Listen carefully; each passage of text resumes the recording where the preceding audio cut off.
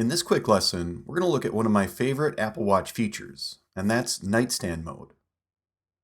This can be found in General Settings either in the Watch app on your iPhone or within Settings on the watch itself.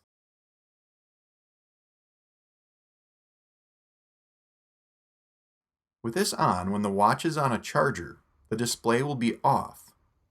But if the watch feels a nearby vibration or is tapped on, it's going to show the time in large green digits. If an alarm is set, the display will gradually brighten as that alarm approaches. My Apple Watch is the only clock I keep next to my bed anymore. We can also utilize Nightstand Mode while the watch is in portrait or vertical orientation. So if you're looking to replace your bedside alarm clock, consider using Nightstand Mode on Apple Watch. Thanks for watching.